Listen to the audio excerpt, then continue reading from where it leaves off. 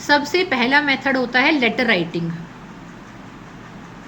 First method, पहला जो तरीका है वो लेटर राइटिंग होता है। लेटर राइटिंग बोल दो या ओवरऑल राइटिंग बोल दो, राइटिंग भी बोल सकते हैं, ठीक है। ये इसके सामने आप एरो लगा के लिखो इमोशनल रिलीज। इमोशनल रिलीज यानी इसमें आप अपनी दबी हुई, कुचली हुई, इग्नोर करी हुई भावनाओं को अपने अंदर से बाहर निकालते हैं।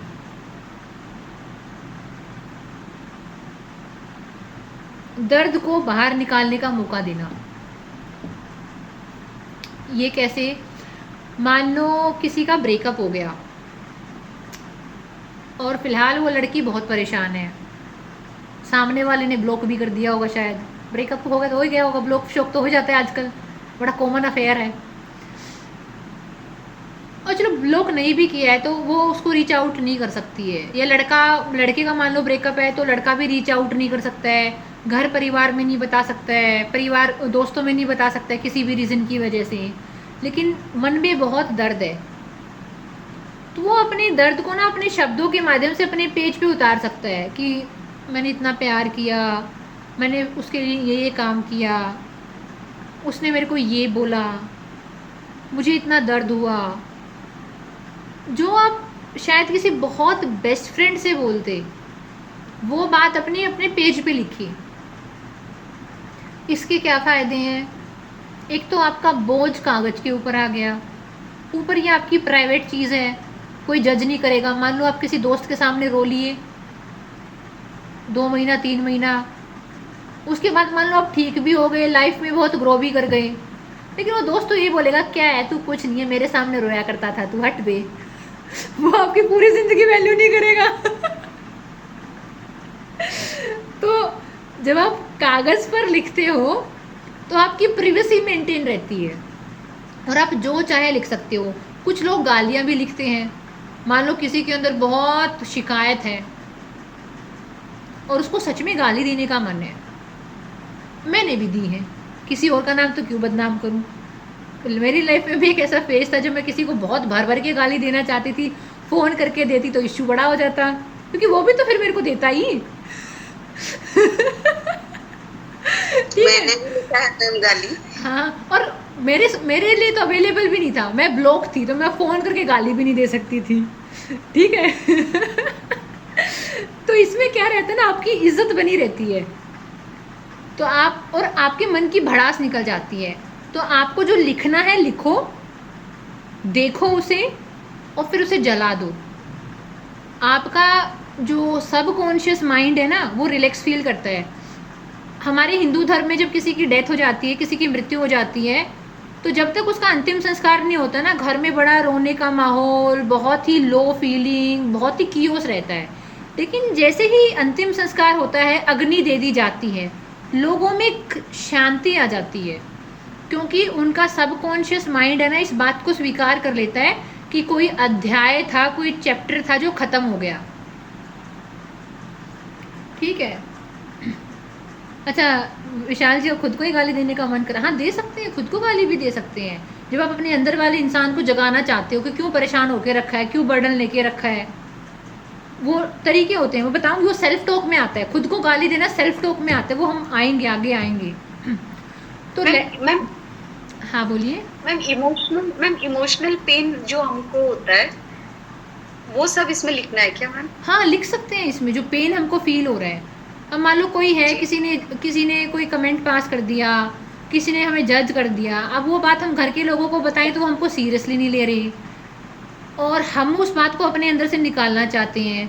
तो जो आप कहना चाहते हो वो आप लिखो इस कागज़ में, जो भी आपके अंदर से भाव आ रहा है। फिर जब आप उस कागज़ पे निकाल के ऐसे देखोगे ना कि आपने आगे भी 10 गालियाँ लिख दी हैं और पीछे भी 50 लिख दी हैं, और अब आपका मन शांत हो गया है, तो एक स्माइल देके उस कागज़ को आप उसको जला दो, ठीक है। अभी तो संडे है ना, ये मुझे कॉल का ही कर, 1 minute, just give me a second, give me a second.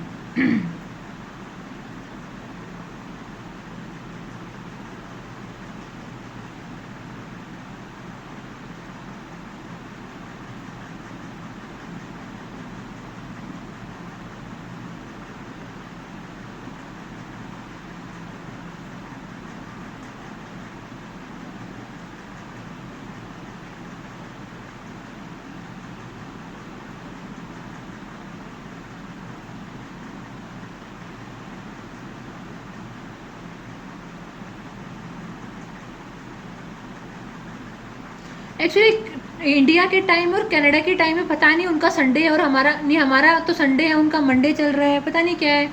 हमने कुछ डिसाइड किया था शायद, हमारा संडे मंडे गड़बड़ हो गया तो उनको लग रहा है कि अब हमारा सेशन है।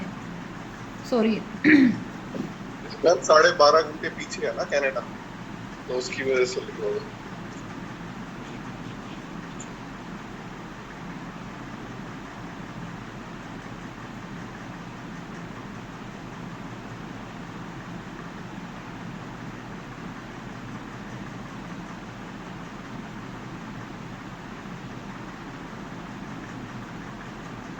चलिए ठीक है। तो लेटर राइटिंग में आप बेसिकली इमोशनल रिलीज करते हो, जो भी आप करना चाहते हो वो आपकी मर्जी, आपकी प्रिवेसी हमेशा मेंटेन रहती है। जो लिखना चाहते हो वो लिख पाते हो, और बाद में जब आप इसको अपनी आंखों के सामने जलाते हो तो वो आपकी नर्वस सिस्टम को रिलैक्स करता है। मान लो किसी बच्चे को जब वो 7-8 साल का था तो उसको सेक्सुअली एक्सप्लॉइट किया गया। हमारे बहुत सारे सेशंस में ऐसे लोग आते हैं कि जिनको 4 साल 5 साल 6 साल उनके परिवार के लोगों ने परेशान किया, as a child sexual exploitation हुआ, वो बात उनके मन में बस गई, किसी से कह नहीं सकते। लेकिन अब शायद वो अपने अंदर वाले बच्चे को कुछ बताना चाहते हैं कि मैं तुम्हारे साथ हूँ, तुम्हारे साथ हुआ जो गलत हुआ, सामने वाले इंसान ने जो भी तुम्हारे साथ किया तुम उसके डिज़र्विंग नहीं थे, तुम्हारे साथ गलत हुआ, या तुमको और कुछ अंदर से भाव आ रहा है, ऐसा हुआ वैसा हुआ, ये हुआ वो हुआ। यानी आप है ना उस डॉट को दोबारा से कनेक्ट करते हो, क्योंकि हीलिंग की जर्नी में बोला जाता है कि what you can not feel you can't heal. यानी किसी चीज़ को आप फील नहीं करोगे तो आप हील भी नहीं कर सकते, आप अपने हीलर खुद होते हो। तो आप दोबारा से उस इंसिडेंस में जाके उस इंसिडेंस को दोबारा से इंटरप्रेट करो कि अब मैं आपके साथ खड़ा हूँ। मतलब छोटे, मतलब मान लो किसी का नाम ये है, किसी का क्या नाम रखूँ मैं, किसी का नाम A फॉर एप्पल है, ए है, तो मान लो वो ए वाला इंसान है, खुद को ये बोल रहा है कि पहले तुम छोटे थे, शायद मैं तुमको प्रोटेक्ट नहीं कर पाया, मैं तुमको प्रोटेक्ट नहीं कर पाई, लेकिन अब मैं बड़ा हो गया हूँ, तो डोंट वरी, मैं अपने अंदर वाले इंसान को, अपने अंदर वाले बच्चे को प्रोटेक्ट कर सकता हूँ। शायद पहले मैं छोटी छोटी बातों को लेकर डर जाया करती थी, एंग्शियस हो जाया करती थी, लेकिन अब मैं मेरे साथ खड़ी हूँ। यानी आप अपने लेटर को जैसे चाहे वैसे इंटरप्रेट कर सकते हो, आपके पास हमेशा एक ओपननेस रहती है। आप अपने दर्द को लिख सकते हो, या खुद को कुछ कहना चाहते हो तो वो भी लिख सकते हो, जो आपको हिम्मत दे। सेकंड टूल है मेडिटेशन।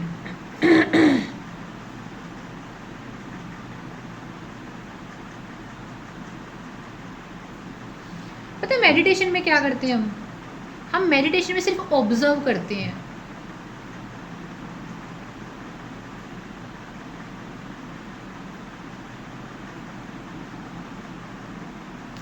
जब हम मेडिटेशन करते हैं, मैं आप लोगों की आंखें बंद कराती हूँ, मैं आप लोगों को बोलती हूँ कि देखो आपके मन में कौन सा बोझ है, क्या एंजाइटी है, क्या बर्डन है।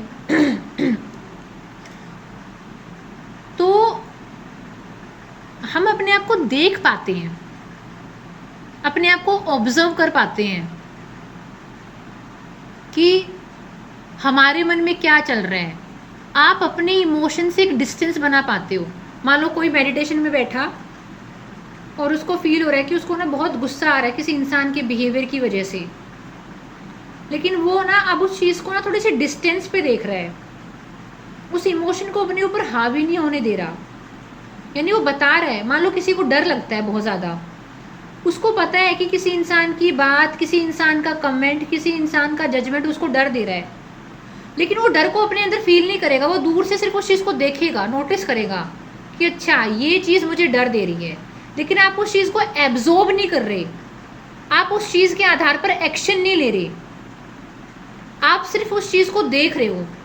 इस चीज़ को ध्यान बोलते हैं। ध्यान का मतलब क्या है, जैसे कि एक लाइन होती है, कुछ लोग बोलते हैं जी हमने सब प्रैक्टिस कर लिया, हमको सब नॉलेज है, लेकिन हमारी लाइफ नहीं बदल रही। भाई आपके पास ज्ञान है, ध्यान नहीं है। ध्यान का मतलब ये है कि आप अपने आप को नोटिस कर पाओ कि मेरे शरीर में, मेरे मन में ये इमोशन चल रहे हैं, मुझे इनको प्रोसेस करना है, मुझे रिलीज़ करना है, मुझे इन इमोशन के आधार पर एक्शन नहीं लेना है, मुझे इस इमोशन के आधार पर कोई डिसीजन मेकिंग नहीं करनी है। In the month of October और नवंबर मेरा एक किसी के साथ 1-to-1 सेशन था। एक लड़की थी, वो रिलेशनशिप में थी, और उसके बंदे ने उसको चीट कर दिया और शादी कर ली किसी और लड़की से, और शादी के बाद दोबारा से उसके पास आ गया कि मेरे को माफ़ कर दे, मेरे से गलती हो गई, घर वालों के प्रेशर में आ गया और मैं तेरे बिना नहीं रह सकता। लड़की प्यार करती थी, लड़की ने सोचा चलो ठीक है, इससे गलती वलती हो गई होगी, वो भी दिल के हाथों शायद मजबूर थी, उसने बोला चल ठीक है कोई बात नहीं, हम दोबारा से रिलेशनशिप में आ जाते हैं। अब उस बात को 1 साल हो गया, वो बंदा अपनी वाइफ के साथ भी नॉर्मल लाइफ जी रहा है, इसके साथ भी रिलेशनशिप वाली लाइफ जी रहा है, और ये लड़की घुटन महसूस कर रही है। इस लड़की ने एक्सपेक्ट किया था कि शायद समहाउ वो वाइफ को छोड़ देगा या तलाक ले लेगा या मेरे साथ सेटल हो जाएगा, लेकिन वो कुछ हो नहीं रहा। इस लड़की को बड़ी कैजुअल टाइम पास वाली एनर्जी आ रही है, उसकी वजह से डिप्रेशन में चली गई है, गोलियां खा रही है डिप्रेशन की। मेरे साथ सेशन हो रहा है जब कह रही है कि मैं इसके खिलाफ़ पुलिस केस कर दूंगी, मैं कंप्लेन कर दूंगी, मैं ये कर दूंगी।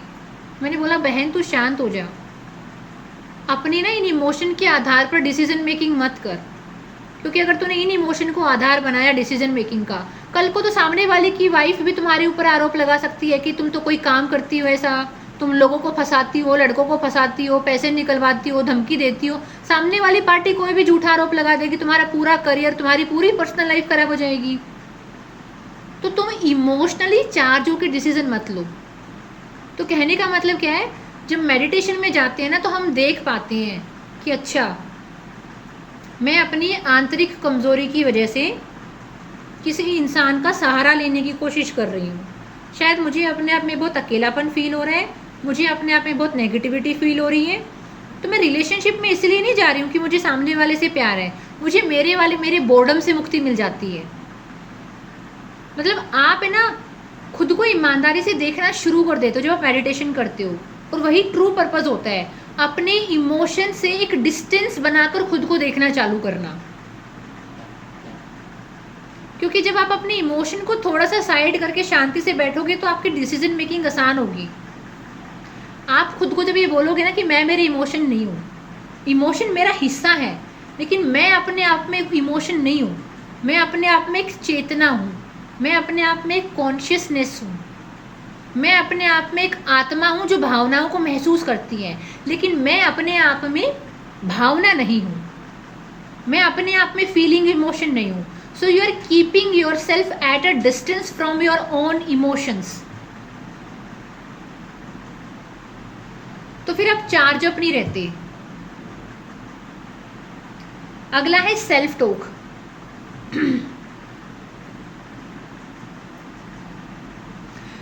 जब आप खुद से बात करते हो ना तो आप है ना अपने विचारों पे काम कर पाते हो। मान लो आप खुद से बात कर रहे हो, मान लो आपके अंदर ये फीलिंग आएगी मैं फेलियर हूँ, फिर आप खुद से बात करोगे, नहीं यार तो फेलियर नहीं है, शायद घर की हालत ऐसी थी, शायद अपने ऊपर इन्वेस्टमेंट नहीं कर पाए, शायद चीज़ों को लेकर बहुत एंजाइटी थी तो ढंग से पढ़ाई नहीं हो पाई, शायद अंदर क्लैरिटी नहीं थी तो बहुत सारा टाइम गलत चीज़ों में वेस्ट हो गया। तो यार देख तूने एफर्ट तो किए हैं, तूने चीज़ें सीखी भी हैं, तो देख तू अपने ऊपर ना इतना हार्श मत हो, कोई बात नहीं तू फेल हो गया, रिलैक्स कर, आगे से एक नई चीज़ शुरू करेंगे, दोबारा से कोई काम शुरू करेंगे, कोई अच्छा काम करेंगे। यानी आपने क्या किया, आपने शिफ्ट कर दिया। पहले आपका स्टैंड ये था मेरे साथ क्यों हुआ, कैसे हुआ, अब आपने अपने सेल्फ टॉक के माध्यम से अपना फोकस यहाँ पे जारी कर दिया, मैंने क्या सीखा, कोई बात नहीं मेरे में कोई कमी थी, शायद मुझे कुछ सीखना बाकी था, शायद मुझे खुद को प्रायोरिटाइज करना आना चाहिए था और मैं उस टाइम पे उस माहौल में नहीं सीख पाया, तो कोई बात नहीं अभी इम्ब्रेस करते हैं। तो आप क्या कर रहे हो, आप अपनी इमोशन को शिफ्ट कर रहे हो। क्योंकि जब आप पहले वाला जो इमोशन आपके अंदर आ रहा था कि यार मैं फेलियर हूँ, मैं फेल हो गया, मुझे इतने साल हो गए पढ़ते हुए, या मुझे इतना टाइम हो गया इस रिलेशनशिप में, सामने वाले ने वैल्यू नहीं किया, मेरा तो सारा इन्वेस्टमेंट ख़त्म हो गया, आप ये वाली बात करके तो आप एंजाइटी में, नेगेटिविटी में चले जाओगे, ये वाली बात करके तो आपको डिप्रेशन महसूस होगा। नाउ आपने अब शिफ्ट कर दिया कि नहीं यार मुझे ना खुद को प्रायोरिटी देना सीखना है। मैंने उस रिश्ते में अपनी इतनी एनर्जी लगा दी कि मैंने उस रिश्ते को ही अपनी लाइफ मानना शुरू कर दिया, वो रिश्ता मेरी लाइफ का हिस्सा था, वो रिश्ता मेरा पूरा जीवन थोड़ी था। ये पढ़ाई मेरी लाइफ का हिस्सा है, पढ़ाई ही जीवन नहीं है। और ज़रूरी नहीं है कि शायद ये चीज़ मेरे लिए काम करे, शायद मुझे कोई एक नौकरी को इतना चिपकाकर अपने साथ चलने की बजाय शायद मुझे भगवान से, यूनिवर्स से अपॉर्चुनिटीज़ मांगनी चाहिए, अवसर मांगने चाहिए, ना कि कोई एक ही नौकरी कि मान लो सात आपके पास पानी के नलके हैं, आप पहले ही वाले नलके पे चिपक के बैठे हो कि इसी से पानी आएगा, इसी से पानी आएगा। जबकि अगर आप दूसरा, तीसरा, चौथा नलका ट्राई करते, वहाँ से पानी आराम से इजीली आ जाता, आपका पेट भर सकता था, प्यास बुझ सकती थी।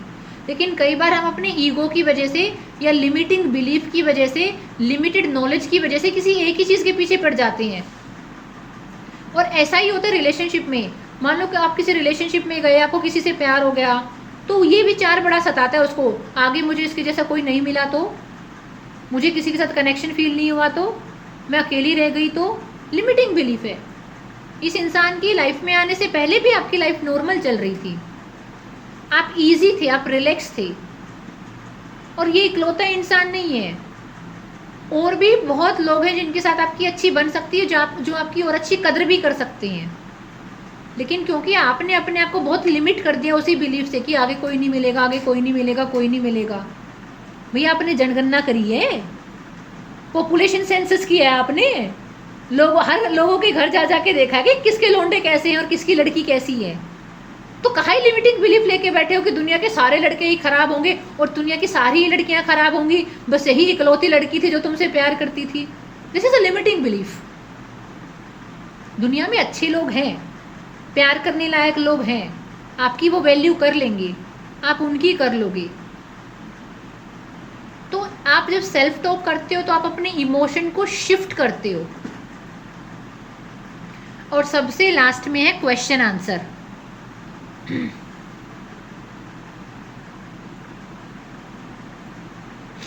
जब आप खुद से क्वेश्चन पूछना शुरू करते हो ना, किसी ने हैंड रेस किया है, बोलिए।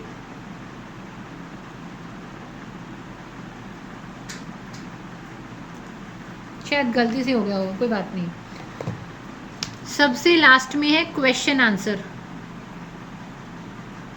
आप खुद से क्वेश्चन पूछते हैं, या आपका कोई मेंटोर है, या आपके पास कोई इंसान है जो आपको गाइड करने का पोटेंशियल रखता है, या जिस भी आप गुरु को मानते हो, जिस धर्म में मानते हो, आप वहाँ पे क्वेश्चन करना शुरू करते हो कि क्या मैं ये चीज़ सही कर रही हूँ, क्या मुझे कुछ चीज़ों को लेकर इतना एंग्शियस होना चाहिए। आप खुद को डायरेक्शन देना सीखते हो, आप सही क्वेश्चन पूछना शुरू करते हो। हर क्वेश्चन सही क्वेश्चन नहीं हो सकता। कोई इंसान मान लो एंजाइटी में है और वो ये बोले कि मैडम मैं खुश कैसे होऊंगा, नहीं, तुम्हारे लिए राइट क्वेश्चन नहीं है। तुम पहले ये बोलो तुम सहज कैसे होगे। खुश होना तो बाद की स्टेज है। अगर कोई इंसान एंजाइटी में है और वो ये क्वेश्चन पूछे कि मुझे खुश होना है, ये क्वेश्चन उसके लिए यूज़फुल नहीं है, क्योंकि उसको कोई भी चाहकर भी नहीं समझा पाएगा वो कैसे खुश होगा। उसको पहले ये बताना ज़रूरी है कि एंजाइटी से पहले आपको इजी होना सीखना है, रिलैक्स होना सीखना है। जब रिलैक्स होना सीख जाओगे तो इवेंचुअली एक स्टेज ऐसी आएगी जब खुश होना भी सीख जाओगे। तो हीलिंग जर्नी में आप खुद को डायरेक्शन देना सीखते हो क्वेश्चन आंसर के माध्यम से।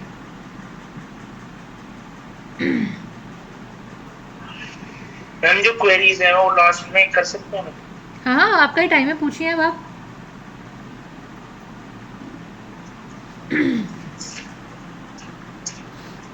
हम स्टार्टिंग से शुरू करें? हाँ, पूछिए आप। मैम जो नेगेटिव इमोशंस था मैम, जो फर्स्ट पॉइंट है मैम, हाई इंटेंसिटी। हाँ, मैम उसमें जो मैम जी टोटल मैम 8 थे, तो उसमें हमारे स्कोर आया मैम 2। तो उसमें क्या आता है, जैसे हेल्पनेस और इमोशनल ब्रेकडाउन। यस। तो मैम बाकी मेरे लिए क्रॉस है ये 2 पॉइंट, ये थोड़ा है। अब आप सेकंड में आते हैं मैम। हाँ, बोलिए। सेकंड में लेस इंटेंसिटी, ये मैं टोटली आउट। लो में मैम सिर्फ एक बचता है, बाकी सबसे मैं एग्री करता हूँ जो मेरे में एग्जिस्ट करते हैं।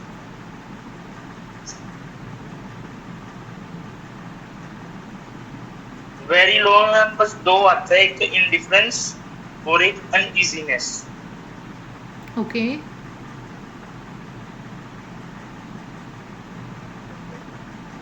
तो मैम अब हमारे पास मैम बेसिकली जो फुटप्रिंट आ गया, हमारे पास 4-5 पॉइंट आ गया, मैम इनको हम ओवरकम कैसे करें? उनको ओवरकम करने के लिए मैंने आपको मेथड बताया, लेटर राइटिंग लिख के अपने इमोशन को रिलीज़ करना, सेल्फ टॉक करके अपने आप को मोटिवेट करना, या सेल्फ टॉक करके अपने इमोशनल प्रेशर को, अपनी एंजाइटी को कम करना, मेडिटेशन करके खुद को ऑब्जर्व करना कि मैं किन चीज़ों को फील कर रहा हूँ, क्या मुझे इन चीज़ों के आधार पर डिसीजन करना चाहिए, खुद से रियल क्वेश्चन पूछना। These are the method: meditation, writing the things, observing your emotion, observing your thoughts. These are the tools जिनकी आप मदद ले सकते हैं। मैम कभी कभी ऐसा होता है जैसे हम अपने थॉट्स को किसी के साथ स्टक हो गए, ऑब्जर्व कर रहे हैं, तो मैम कभी ऐसा होता है पूरा दिन ही उसमें निकल जाता है, तो मैम अब स्टक होना भी एक तरीके से प्रॉब्लम हो गया। दोबारा से बोले, आराम से बोले, एक्सप्लेन करके बोले, समय है आपके पास। मैम जैसे हमारा कोई थॉट हो गया मैम, जैसे हमारा होता है हेल्पलेस या इमोशनल ब्रेकडाउन को लेते हैं, तो मैम जैसे हम उसको ऑब्जर्व करना स्टार्ट करते हैं, हम कहाँ थे, क्या गलती कर रहे हैं या किस वजह से हमारे साथ हुआ, तो मैम बेसिकली क्या होता है ना कि कभी कभी बहुत ज्यादा वो हमारे साथ सस्टेन कर जाते हैं, जैसे पूरा दिन हो गया या 2 दिन तक हम लगातार कंटिन्यूटी में उसको और डीप लेके ज्यादा सोचते हैं, तो मैम उससे क्या होता है थोड़ी और ज्यादा प्रॉब्लम हो जाती है, उससे हमें थोड़ा और रॉन्ग फील होता है। ये ऐसा है, मान लो किसी के शरीर में कोई इन्फेक्शन हुआ, बैक्टीरिया का इन्फेक्शन हुआ, क्योंकि उसके शरीर की इम्यूनिटी कमज़ोर थी। पहली बात तो जिसके शरीर की इम्यूनिटी हाई होगी उसको तो कोई बीमारी होगी ही नहीं, तो पहली बात तो हमारी इम्यूनिटी कमज़ोर है, तभी हमको वो इन्फेक्शन हुआ है। और अगर वो इन्फेक्शन हमारे शरीर में लंबे टाइम तक रह जाए तो उस इन्फेक्शन की वजह से पहले हमारी प्लेटलेट गिरनी शुरू हो जाती हैं, फिर हमारे लीवर में सूजन आ जाती है, और अगर वो इन्फेक्शन आउट ऑफ कंट्रोल हो जाए तो मल्टीपल ऑर्गन फेलियर होकर इंसान मर जाता है। वैसा ही है, अगर आप बहुत लंबे टाइम तक हेल्पलेस फील करोगे या बहुत लंबे टाइम तक आप एंग्शियस फील करोगे तो और जो आसपास के नेगेटिव इमोशन है वो भी थोड़े थोड़े आपको अपने अंदर फील होने शुरू हो जाएंगे, और फिर तो आप बहुत ज़्यादा फ़र्क भी नहीं कर पाओगे कि कौन सा इमोशन फील हो रहा है। आपको लगेगा खिचड़ी सी बनी हुई है, सब कुछ ही तो फील हो रहा है अपने अंदर, हर तरीके की नेगेटिविटी फील हो रही है अपने अंदर। एक तरीके से हम कॉम्प्लेक्सिटी क्रिएट हो जाती है हमारे हेड में, जो हम डिस्टिंग्विश करना बहुत मुश्किल हो जाता है। वो पूरा रायता फैल जाता है, वो पूरी नेगेटिविटी फैल जाती है, फिर समझ में ही नहीं आता कि कौन से इमोशन को करेक्ट करें और कौन से इमोशन को ठीक करें। ठीक है, तो उसके लिए आपको एक क्लैरिटी चाहिए होती है लाइफ को लेकर, अपनी चीज़ों को लेकर, अपने इमोशन को लेकर आपको एक क्लैरिटी चाहिए होती है, एक एक्सपोजर चाहिए होता है जो आपका रेफरेंस पॉइंट का काम करे कि अच्छा ये चीज़ सही है, ये चीज़ गलत है, शायद मुझे ऐसा करना चाहिए, मुझे वैसा करना चाहिए। और यहीं पे फिर लाइफ में मेंटर्स का रोल आता है, क्योंकि शायद उन्होंने या तो उस पेन को, उस बर्डन को, उस नेगेटिविटी को खुद झेला हुआ है और खुद वहाँ से वो निकले हुए हैं, या उन्होंने लाइफ के उस पैराडाइम को, उस फेज़ को क्रॉस किया हुआ है, उनके पास वो स्किल है, तो शायद वो आपको क्लैरिटी दे सकती हैं। किसी का सिर्फ एक या दो, किसी करना तो आसान है, तो जो रूट कॉज को हम क्योर नहीं करने के तो फिर वो प्रॉब्लम है। हाँ, तो रूट कॉज क्या होती है ना कि जब बहुत सारी चीज़ें आपस में मिक्सअप हो जाती हैं तो रूट कॉज तक पहुंचना भी और टफ हो जाता है। फिर हम सिर्फ सरफेस लेवल पे चीज़ों को क्विकली फिक्स करने की सोचते हैं। मतलब फिर क्या होगा कि अगर मान लो हमारी लाइफ में कुछ ख़राब चल रहा है तो भाग के हम किसी अपनी मम्मी को कॉल करेंगे। मान लो कोई लड़की है, उसके सासरे में कुछ अच्छी चीज़ें नहीं चल रही हैं तो भाग के वो मम्मी को कॉल करेगी, मम्मी की सलाह लेगी। फिर कुछ अच्छा नहीं चल रहा तो किसी और को कॉल करेगा, या आपका कोई एग्ज़ाम नहीं निकल रहा तो आप किसी दोस्त को कॉल करोगे। यानी आप रूट कॉज तक नहीं पहुंच रहे, आप सिर्फ सरफेस लेवल पे ट्रीटमेंट कर रहे हो।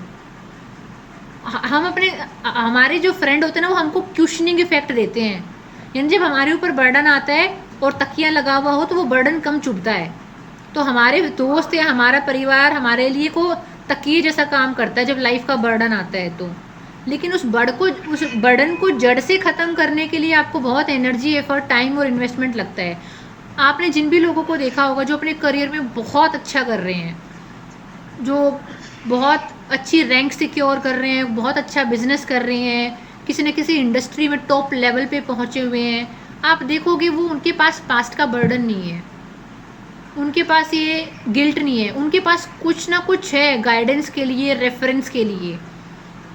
उन्होंने कोई ना कोई सिस्टम बना रखा है अपना, ताकि वो अपना इमोशनल रिलीज कर पाएँ, चाहे वो रनिंग हो, जिम जाना हो, मेडिटेशन हो, कहीं ना कहीं किसी न किसी सेमिनार को, किसी न किसी कोई कुछ ना कुछ है पर्सनल उनकी लाइफ में, कि उन्होंने अपनी लाइफ को मैनेज करने के लिए एक इकोसिस्टम बना के रखा हुआ होता है। क्योंकि ये नेगेटिव इमोशन तो हर इंसान की लाइफ में होते हैं, किसी में कम, किसी में ज़्यादा। लेकिन अगर ये नेगेटिव इमोशन आपको ड्राइव कर रहे हैं, अगर नेगेटिव इमोशन आपको ड्राइव कर रहे हैं, तो फिर आप लाइफ में कहीं आगे पहुंच ही नहीं पाओगे, आप घूम फिर के वहीं रह जाओगे। तो जैसे राइटिंग में सबसे हम स्टार्ट कर सकते हैं राइटिंग से। हाँ, आप राइटिंग से शुरू कर सकते हैं अपने इमोशनल रिलीज के लिए। डेली बेसिस पे मैं क्या करता हूँ, जैसे डायरी राइटिंग होता है ना, तो मैं डायरी राइटिंग करता हूँ। तो उसमें क्या, जो मेरा अप्स एंड डाउन या डेली जो भी होता है, मैं अपने थॉट्स जो भी होते हैं उसको सबको नोट डाउन करता हूँ। आप खुद को सलाह दीजिए, आप अपनी डायरी में खुद को सलाह दीजिए। ये मत लिखिए फलाने दोस्त ने गाली दी, मैंने 4 दी, और फलाना। आप अपने आप को सलाह दो। आप सोचो कि अगर मेरे साथ ही इंसिडेंस हुआ है, अगर मेरे दोस्त के साथ हुआ होता तो मैं उसको क्या सलाह देता। आप अपनी डायरी को अपनी सलाहकार बनाओ, तब वो डायरी आपके लिए यूज़फुल है। सिर्फ सिंपली चीज़ें लिखने से काम नहीं चलेगा। अगर आपने सिंपली चीज़ें लिख दी लेकिन खुद को कोई सलाह नहीं दी, कोई रिकमेंडेशन नहीं दी, कोई खुद को कोई डायरेक्शन नहीं दी, तो डायरी लिखने का फ़ायदा क्या हुआ।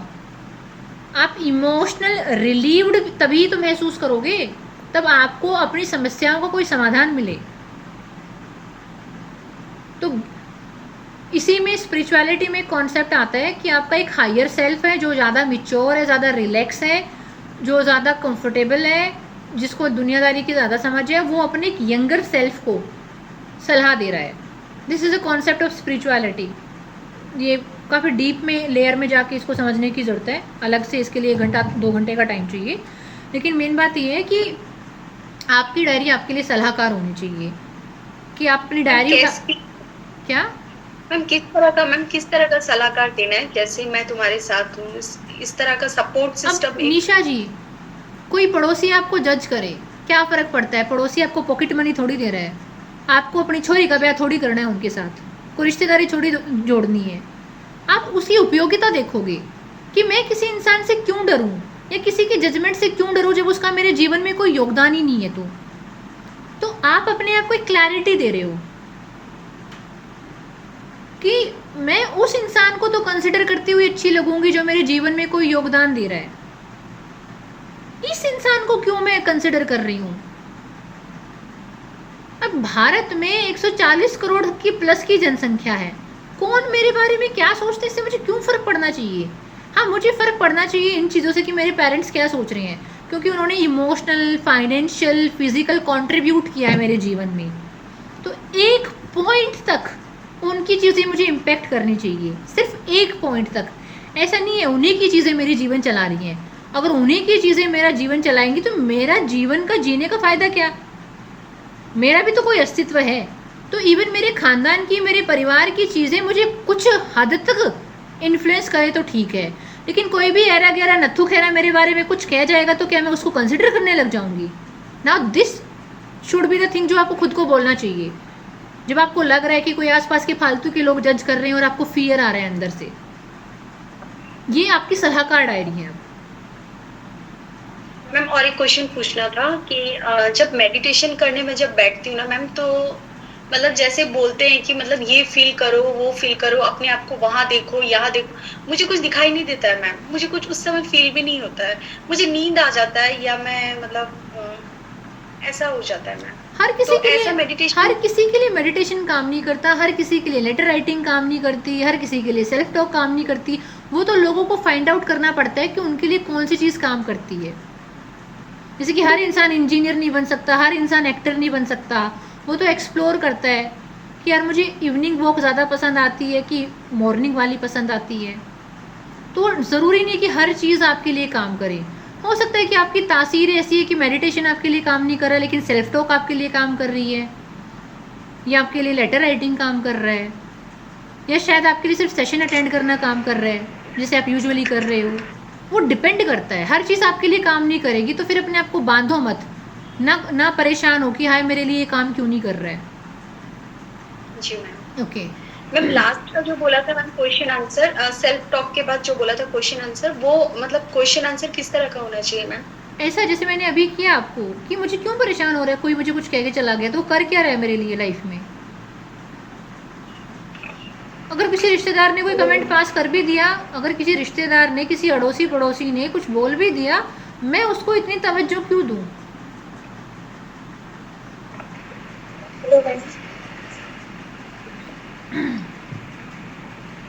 मैम मुझे ये क्वेश्चन पूछना था, जैसे आपने बताया कि अगर हमें कोई चीज परेशान करती है तो उसको पेज पर लिख दो और उसको जला दो। मैं ऐसा करती भी हूँ, लेकिन फिर 3-4 दिन बाद फिर वही चीज माइंड में दोबारा ट्रिगर्ड होती है, फिर दोबारा से मैं परेशान होती हूँ। आपको क्लैरिटी चाहिए उस विषय में। आपके पास जो रिसोर्सेज हैं, जो आपके पास संसाधन हैं, वो आपकी समस्या को सुलझाने के लिए पर्याप्त नहीं है। मान लीजिए आपके पास कोई समस्या है जिसकी पावर है -10, अब आपको समस्या से बाहर निकलना है तो आपको कुछ ऐसा चाहिए जिसकी पावर प्लस की 15 हो। तो आपको अपने से हायर पावर वाली चीज़ें चाहिए आपको हेल्प करने के लिए। आप तो ऑलरेडी नेगेटिव जोन में हो, नेगेटिव चीज़ें ही आपने कागज़ पे लिख के जला दी, आपने अपनी लाइफ में कुछ पॉजिटिव तो डाला ही नहीं। नेगेटिविटी में रहते हुए नेगेटिव चीज़ें ही लिख के जला भी दी, उससे आपको पॉजिटिविटी कहाँ से मिली। वो बर्डन तो चलो आपका निकल गया, लेकिन आपको अपनी लाइफ में कुछ ऐसा भी करना पड़ेगा जिससे आपकी लाइफ में एक पॉजिटिविटी ऐड हो। जब तक कुछ पॉजिटिव ऐड नहीं होगा, आप उस प्रॉब्लम से बाहर कैसे निकलोगे। तो सिर्फ लेटर लिख के नेगेटिविटी रिलीज करने से काम नहीं चलेगा। आपको एक हायर लेवल वाली क्लैरिटी चाहिए उन चीज़ों के विषय में कि वो चीज़ वहाँ पे सोल्व हो जाए। उसके क्या मतलब उसका क्या उपाय है? अगर आपको अपनी लाइफ में क्लैरिटी चाहिए तो आपको अपने आप को हायर इंटेलेक्चुअल वाली चीज़ों को सुनना, महसूस करना, उन चीज़ों में पार्टिसिपेट करना, चाहे आचार्य प्रशांत जैसे थिंकर है, चाहे शिवानी सिस्टर जैसी थिंकर हैं, चाहे कोई और पढ़े लिखे लोग हैं जिनको ज़िंदगी की ज़्यादा समझ है आपसे। आप लोगों को सुने, आप उनको समझें और देखें कि आप अपने जीवन में क्या अप्लाई कर सकती हैं। आपने जीवन की कौन सी छोटी सी समस्या को बहुत बड़ा मान लिया है, तो आपको क्लैरिटी चाहिए वहाँ पे। और जब तक आपके पास क्लैरिटी नहीं आएगी, ये लेटर राइटिंग भी एक लिमिट तक काम करेगा, मेडिटेशन भी एक लिमिट तक काम करेगा, सेल्फ टॉक भी एक लिमिट तक काम करेगी, क्योंकि एक नेगेटिव माहौल से निकलने के लिए आपको एक पॉजिटिव एक्सपोजर चाहिए ही चाहिए। तो कुछ ना कुछ पॉजिटिव आपकी लाइफ में होना चाहिए जो आपको यहाँ पर क्लैरिटी दे। जी मैम, आपके साथ 1-on-1 सेशन कैसे बुक कर सकते हैं, और मैम उसके मतलब क्या, मतलब उसमें क्या टॉक होती है, ये सब पूछना था मुझे। वो आप मेरे को पर्सनली कांटेक्ट करिएगा व्हाट्सएप पे, I will send you the all the required details. Okay ma'am, thank you. Most welcome. कोई और क्वेश्चन है या किसी को भी तो आप पूछ सकते हैं।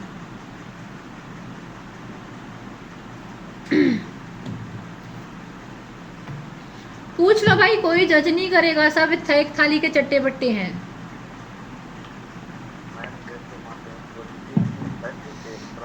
खाना खा के नहीं आई हो क्या? 2 घंटे मैं बोली हूँ, मेरी फिर भी आवाज़ निकल रही है।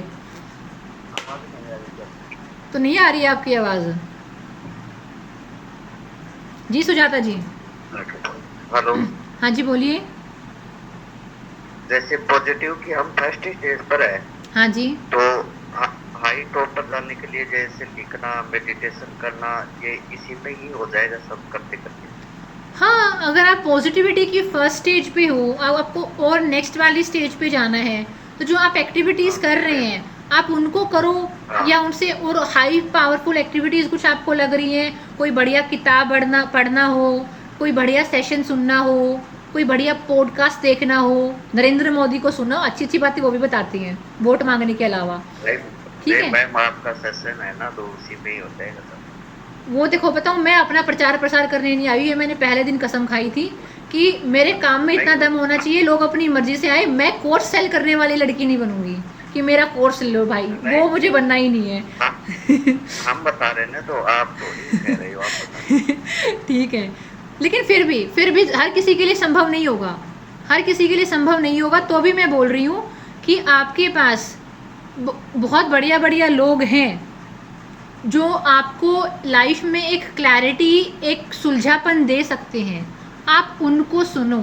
सास बहू के ड्रामे या फिर और जो फालतू की जो चीज़ें चल रही हैं दुनियादारी में, इंस्टाग्राम की रील चल रही है, यूट्यूब की रील चल रही है, इनकी बजाय अगर शायद यूट्यूब पे ओशो को सुन लो, स्वामी विवेकानंद को सुन लो, BK शिवानी सिस्टर को सुन लो, संदीप माहेश्वरी को, आचार्य प्रशांत जी को सुन लो, तो वो कहीं ना कहीं आपको क्लैरिटी देकर जाएंगे। मैं नहीं बोलूँगी पहले दिन क्लैरिटी मिल जाएगी, लेकिन मुझे पता है महीना, 2 महीना, 4 महीना, 6 महीना काम किया तो कुछ ना कुछ आपको ऐसा मिलेगा जो आपकी पीड़ा को कम करने में सहायक होगा ही होगा। ठीक है, जब तक लाइफ में कुछ हाई पावर का ऐड नहीं करोगे, उस पैटर्न में से निकल पाना मुश्किल होगा, घूम फिर के वही आ जाओगे। ठीक है, तो इसीलिए नेगेटिव से बाहर निकलना है तो कुछ पॉजिटिव ऐड करो, और खुद से ये भी उम्मीद मत करो कि आप सीधा जंप कर जाओगे। स्टेप बाय स्टेप चीज़ें होंगी। जैसे छोटा बच्चा आराम आराम से पैदल चलना सीखता है, आप पहले दिन उसकी डंडा लेकर पिटाई नहीं करते कि तू रेस नहीं करता, तू भागता नहीं है। ठीक है, उसके साथ भी तो पेशेंस लेकर आते हैं ना। चलिए ठीक है, लगेगा वो धीरे धीरे। हाँ जी, हाँ जी, जी सुजाता जी, किसी और ने भी हैंड रेस किया, पर आप बोल लीजिए पहले। मैम क्या होता है ना, कई बार हम ना गिल्ट में चले जाते हैं। गिल्ट में मतलब हम काम करना नहीं चाहते, लेकिन फैमिली का प्रेशर रहता है कि फ्रेंड का प्रेशर है, तो हम क्या कहते हैं, कर तो देते हैं, लेकिन उसके बाद क्या होता है, वो गिल्ट में चले जाते। तो थोड़ा उस गिल्ट के बारे में कुछ बोल दीजिए मैम। पता है सुजाता जी, जब परिवार चला रही हो ना तो कुछ जिम्मेदारियां आती हैं, और कई बार जिम्मेदारियों को जिम्मेदारियों के हिसाब से ही निभाना होता है। उनमें बहुत ज़्यादा भावनात्मक लगाव और जुड़ाव नहीं लगाना होता है। कुछ जिम्मेदारियां हैं बच्चों की तरफ, पति की तरफ, घर गृहस्थी की तरफ, उन चीज़ों से पीछे नहीं भागा जा सकता है। तो उन चीज़ों को इमोशनल चार्ज के साथ मत करो। जैसे ऑफिस का काम बिना किसी इमोशनल इन्वेस्टमेंट के करते हो ना, करना है तो भाई करना है, वैसे ही कुछ घर की कुछ जिम्मेदारियां होंगी। शादी कोई फेरी टेल तो है नहीं। अब मनीष मल्होत्रा ने तो एक बार लहंगा दिखाया, उसको थोड़ी पता है बाद में और भी जिम्मेदारियां आती हैं। ठीक है, और एकता कपूर भी आधा घंटा आती है टीवी पे, और उसके बाद वो बिहाइंड द सीन तो दिखाती ही नहीं है। ठीक है, तो ऐसे ही ना लाइफ में फैमिली की जो रिस्पॉन्सिबिलिटीज़ हैं उनको सिर्फ रिस्पॉन्सिबिलिटीज समझ के करो कुछ डोमेन में, वहाँ पर अपने आप को इमोशन के साथ ड्राइव मत करो। और यहीं पे बाउंड्रीज आपको हेल्प करती हैं कि कुछ काम करना है तो करना है, उसमें सेकंड थॉट की ज़रूरत नहीं है। ठीक है, और हाँ, ये ज़रूर कोशिश करें कि 24 घंटे में से किसी एक दिन संभव ना हो पाए तो बात अलग है, वरना कोशिश करें कि 24 घंटे में से कुछ ना कुछ ऐसा सिस्टम आप बैठाओ कि समहाउ आपको अपने साथ आधा घंटा 1 घंटा मिले शांति से बैठने का, और उसमें शायद फ़ोन को साइड कर दिया जाए तो मिल सकता है। ठीक है, और जी मैम, इसमें हमेशा सफलता नहीं मिलेगी, आराम आराम से आदत होएगी। ठीक है, और इसमें आप चीज़ों को एम्ब्रेस करना सीख जाओगे। रिस्पॉन्सिबिलिटीज़ को इमोशनल चार्ज के साथ मत लो। तनु, शायद आपने हैंड रेस किया है। Hello ma'am, good evening. Good evening, बोलिए। मैम मेरा क्वेश्चन ये था कि मुझे ना कई बार, जैसे आपने इमोशंस लिखवाए हमारे कि हम कैसा फील करते हैं, मुझे कई बार बहुत बार ऐसा होता है कि मुझे खुद नहीं पता चलता कि मुझे फील क्या हो रहा है, मैं खुद ही महसूस नहीं कर पाती, और मेरे को बहुत उस टाइम इरिटेशन होता है कि मुझे खुद नहीं पता कि मेरे को कैसा फील हो रहा है। तो ये ऐसा क्यों होता है? ये इसलिए होता है क्योंकि आप बहुत सारे नेगेटिव इमोशन को एक साथ फील कर रहे हो। इसको इमोशनल नंबनेस बोलते हैं। नंब हो जाने का मतलब क्या है कि आपको हैवी फील हो रहा है, आपको बर्डन फील हो रहा है, लेकिन आप एग्जैक्टली किसी को बता नहीं पाओगे कि आपको लो फील क्यों हो रहा है, कि मम्मी ने बोल दे इसलिए लो फील हो रहा है, पापा ने बोल दे इसलिए लो फील हो रहा है, या पर्सनल लाइफ अच्छी नहीं चल रही है, या प्रोफेशनल लाइफ अच्छी नहीं चल रही है, कि हेल्थ अच्छी नहीं चल रही है, कि पीरियड्स चल रहे हैं, कि पीरियड्स के पहले के दिन है कि बाद के दिन है, आपको पता ही नहीं है सियापा क्या है, बस आप लो फील कर रहे हो। इसका मतलब है बहुत सारी चीज़ें आपस में जुड़ी हुई हैं, कनेक्टेड हैं। तो उसमें आपको चीज़ों को अपना एक्सरे करके देखना पड़ेगा कि लास्ट के 10 दिन में क्या किया था, 15 दिन में क्या किया था, पिछला 1 महीना मैंने कैसे बिताया है, पिछले 1 महीने में ऐसी कौन सी चीज़ें करी हैं जिनकी वजह से मेरे ऊपर इमोशनल बर्डन आया है, पिछले 10 दिन में ऐसा क्या रहा जिसकी वजह से मेरी एंजाइटी बढ़ गई, क्या मैं ज़्यादा फ़ोन यूज़ तो नहीं कर रही हूँ, क्या मैं किसी बंदे को चेज़ तो नहीं कर रही हूँ जो मुझे प्यार नहीं करता है लेकिन बस मैं ही पीछे भाग रही हूँ, क्या मैं मेरी मम्मी और मेरे पापा की लड़ाइयों की वजह से अपने आप को तो बर्डन नहीं ले रही हूँ, कहीं मैं अपने घर की फाइनेंशियल सिचुएशन को लेकर अपना गला तो नहीं दबा रही हूँ, क्या मैं अपने आप को लेकर बहुत ज़्यादा कॉम्प्रोमाइज़ नहीं कर रही हूँ। वो आपको रियल क्वेश्चनिंग करनी पड़ेगी अपने आप से, मतलब वो आपको खंगालना पड़ेगा। उस जो CID वाला दया है वो खुद बनना पड़ेगा आपको कि अच्छा किस चीज़ की वजह से क्यों ट्रिगर हूँ मैं। तो आपको अपना पीछे मुड़ के देखना पड़ेगा कि आपका साल 2 साल 3 साल कैसा गया, बार बार क्या पैटर्न आए आपकी लाइफ में। जब तक वो नहीं होगा आप नहीं निकल पाओगे इन चीज़ों से। ओके मैम डीप ब्रीथिंग इसमें कितना हेल्प करता है मैम? किसने क्वेश्चन पूछा? मैम मैंने, निशा। निशा जी, डीप ब्रीदिंग एक लेवल तक हेल्प करेगा, लेकिन आपके माइंड है ना कई बार क्वेश्चन के आंसर चाहता है कि मुझे डर क्यों लग रहा है, मैं एंग्शियस क्यों हो रही हूँ, या मुझे घबराहट क्यों हो रही है। जब उस दिमाग को उसका आंसर नहीं मिलेगा तो आप कितना भी डीप ब्रीदिंग कर लो। जैसे मेरे गुरु कहते थे एक गधा है, चाहे वो सुबह के 4 बजे उठ ले, चाहे वो शाम के 4 बजे उठ ले, ब्रह्म मुहूर्त उसका कुछ नहीं कर सकता क्योंकि वो गधा है। ठीक है, तो डीप ब्रीदिंग है ना सिर्फ डीप ब्रीदिंग सिर्फ उनकी हेल्प कर सकती है जो अपने क्वेश्चन के आंसर दे पा रहे हैं। अब अगर आपके मन में पता है, हाँ, तो वो आपकी हेल्प करेगा। अगर आप अपनी उलझनों के जवाब जानते हो तो आपके लिए मॉर्निंग वॉक भी काम करेगी, इवनिंग वॉक भी काम करेगी, डीप ब्रीदिंग भी काम करेगा, प्राणायाम भी काम करेगा। लेकिन अगर आप ये सारी एक्सरसाइज करते भी आपके मन की बेचैनी और मन की उलझन नहीं खत्म हो रही, आपकी शिकायतें खत्म नहीं हो रही। मान लो आपको किसी इंसान के खिलाफ शिकायत है, कोई कंपैरिजन है, कोई जेलसी है, अगर आपकी वो खत्म नहीं हो रही है तो फिर आपकी एक्सरसाइजेज आपको लिमिटेड बेनिफिट देंगी। एक्सरसाइज का असर घंटा 2 घंटा रहेगा, शायद 1 दिन 2 दिन रह जाएगा, फिर वो चीज़ें दोबारा से वापस आपकी आनी शुरू हो जाएंगी और फिर आपको लगेगा कि ये एक्सरसाइज भी मेरे लिए काम नहीं करती है, आपको एक्सरसाइज से भी चिढ़ हो जाएगी फिर। तो मैम इसी चीज को खत्म करने के लिए ना ये सब है, मतलब डीप ब्रीदिंग एक्सरसाइज इसी चीज को खत्म करेगा ना ये सब चीज। कोई इंसान एंग्शियस, डरा हुआ, डिप्रेशन, एंजाइटी, बर्डन में इसलिए है क्योंकि उसका मन उलझ गया है। इसीलिए इन चीज़ों को मनोरोग बोलते हैं, मन का रोग, कि मन रोगी हो गया है, मन को रोग लग गया है जेलेसी का, कंपैरिजन का, डर का, भय का, एंजाइटी का। और मन के इस रोग को मिटाने के लिए उसको क्लैरिटी देनी होगी, उसको एक एक्सपोजर देना होगा, उसके बहुत सारे सवालों के जवाब देने होंगे, कभी लेटर लिख के, कभी मेडिटेशन करके, कभी खुद से बात करके, कभी किसी और से बात करके। ये एक जर्नी है। अगर कोई इंसान सुसाइडल है, आप उसको कितना भी मेडिटेशन करा लो वो सुसाइडल ही रहेगा। उसको समझाना पड़ेगा कि भाई तूने जो vibration, energy, thought process, life के कॉन्सेप्ट, लाइफ की फिलोसफी पकड़ के रखी हुई है, तुझे वो छोड़नी पड़ेगी। अदरवाइज प्राणायाम से, डीप ब्रीदिंग से शरीर का ऑक्सीजन लेवल बढ़ता है। कोई इंसान सुसाइड करना चाहता है, उसके शरीर में चाहे आप 4 सिलेंडर लगा दो ऑक्सीजन के, तो भी वो सुसाइड करेगा ही, क्योंकि उसको विश्वास हो गया है कि उसकी लाइफ में कुछ अच्छा नहीं होगा। ये टूल है, प्राणायाम करना, मेडिटेशन करना एक टूल है आपकी लाइफ को बेटर बनाने का, बट ये परमानेंट सॉल्यूशन नहीं है आपकी प्रॉब्लम को फिक्स करने का। वो आपको अपने मन को ही सुलझाना पड़ेगा, और इसी मन को सुलझाने के लिए शायद गीता लिखी गई, शायद भगवान जैन, भगवान बुद्ध सत्य की खोज में निकल पड़े जवानी में, राजा महाराजा का पाठ पद छोड़कर। शायद इसीलिए इतने बड़े बड़े साधु, सन्यासी, योगी मोक्ष प्राप्ति के लिए, मोक्ष का मतलब ये नहीं होता कि मृत्यु के बाद कोई स्वर्ग मिल जाएगा।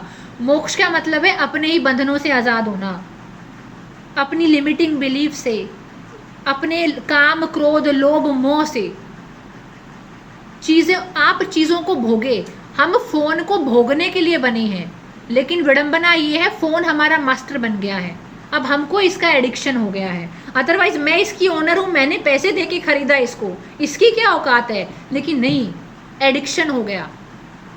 अब हाथ अपने आप जाएगा रील देखने के लिए। तो मैं इसको भोगती, लेकिन अगर मैं कमज़ोर हूँ तो अब ये मुझे भोगेगा, मैं इसके लिए एडिक्टेड हो जाऊंगी। तो इसलिए मन का मजबूत होना, और मन की मजबूती तभी आएगी जब मन के अंदर सामग्री ऐसी डाली जाए जो आपको मजबूत करे, आपका चरित्र का निर्माण करे, आपको पहले की तुलना में मजबूत इंसान बनाए, आपकी सोच पहले की तुलना में ज़्यादा क्लियर हो, आप खुद से ज़्यादा कनेक्टेड हो। ये सिर्फ छोटे छोटे टूल हैं। अब मैं ऐसे प्राणायाम कर भी लूँ, सांस ले भी लूँ, इसमें मेरा मन कैसे सुलझेगा? ठीक है, शरीर का ऑक्सीजन लेवल तो बढ़ जाएगा। किताबें क्यों लिखी गई? आज संसार में इतनी किताबें हैं, पूरी पृथ्वी पे बिछाए जाएं तो पूरी पृथ्वी को 4 बार ढका जा सकता है। किताब लिखी ही ना जाती अगर किसी का मन उलझा ना हुआ होता। ये बाबा लोग इतने फेमस क्यों रखे हैं?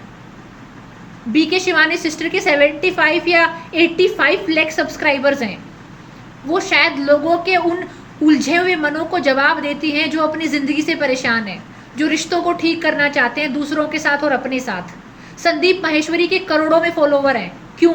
वो किसी को सांस लेना और छोड़ना नहीं सिखा रहे, वो उनकी लाइफ के क्वेश्चन के आंसर दे रहे हैं उनको कि भाई तुम इस वाले फंडे को अपना लो, इस लॉजिक को अपनाओ, अपनी थॉट प्रोसेस को ब्रॉडन करो, अपने थॉट को एक्सपेंड करो। इसीलिए उनके इतने सब्सक्राइबर्स हैं। तो ये प्राणायाम करना, मेडिटेशन करना, योगा करना, these are only tools to help you, लेकिन वो रिप्लेस नहीं कर सकते। ये छोटे छोटे तंत्र हैं जो आपकी मदद कर सकते हैं। अल्टीमेटली लीड आपको खुद लेनी होती है।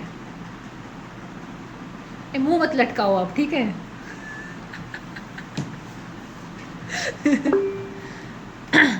ठीक है, किसी ने हैंड रेस किया, प्लीज आस्क योर क्वेश्चन।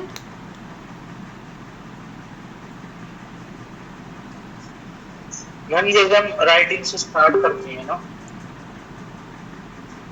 तो मैम उसमें हम अपनी दोनों चीजें लिख सकते हैं, जो इमोशन हम रिलीज करना चाहते हैं या फिर जिसकी वजह से हमें कोई दुख पहुंचा है, हमारी कारण किसी को कुछ भी सफर करना पड़े, तो मैम दोनों चीजों को हम रिलीज कर सकते हैं ना उसके मीडियम से। बिल्कुल, आप अपनी इंटेंशन सेट कर सकते हैं कि मैं फलाने फलाने इमोशन को अपने अंदर से निकालना चाहता हूँ, मुझे इसे अपने अंदर से रिलीज़ करना है।